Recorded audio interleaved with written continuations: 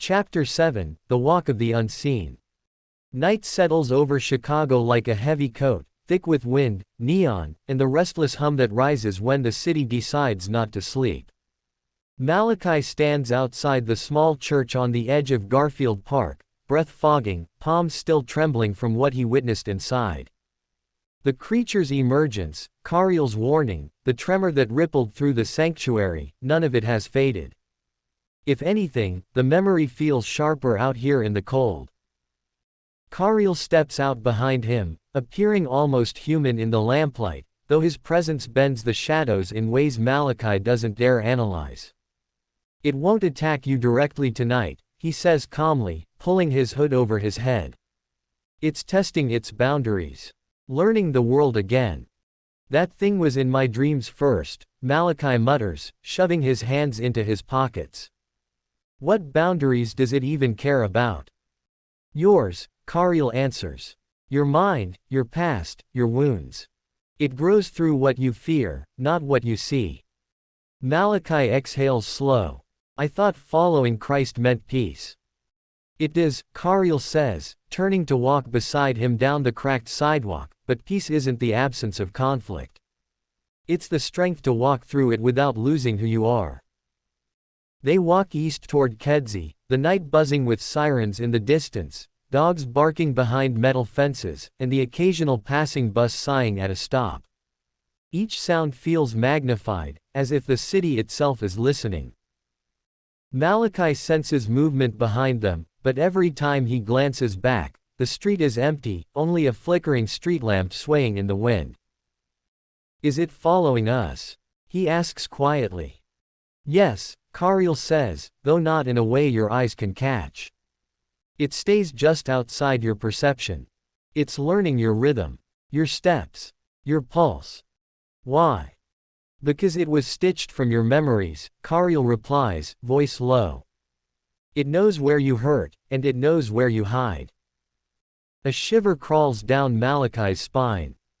They cross the bridge over the expressway, the roar of traffic below giving the illusion of safety.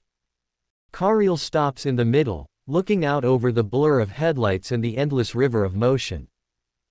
"The thing inside you," Cariel continues, eyes glowing faintly, "it isn't merely a monster.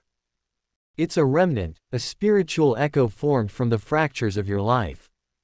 Every rejection, every abandonment, every time you swallowed your anger instead of speaking it.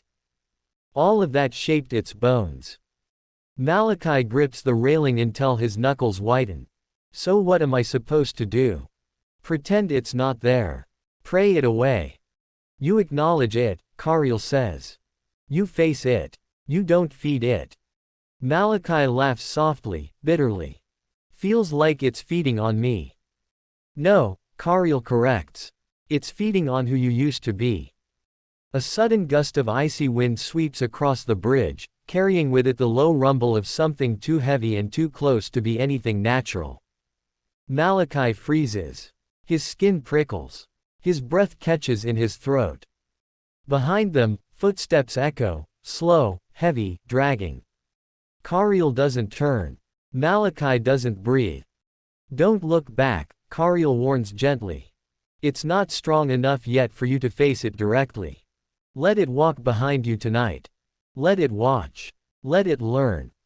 The footsteps draw closer, rhythmic and cold, like stones knocking together in a deep cave. Malachi's heartbeat thunders. The footsteps match it. Beat for beat. Breath for breath. Pain for pain. The creature is sinking with him. And that terrifies him more than its face ever did. After a long moment, the footsteps fade slowly, dissolving into the rumble of traffic and the whisper of wind. Malachi releases a breath he didn't know he was holding. "Where did it go?" Cariel nods eastward. "It's moving ahead of us now. To the lakefront. It wants to understand the city you grew inside. It wants to trace your history." "Why the lakefront?" "Because that's where your turning point happened," Cariel answers. "The night everything in your spirit broke and began to rebuild. The night you surrendered." Malachi feels his chest tighten. "I haven't thought about that night in years." "You buried it," Kariel says, beginning to walk again. But the Revenant didn't. And it's going to return there before sunrise. Malachi looks toward the faint glow of downtown in the distance, skyscrapers rising like jagged teeth against the night sky.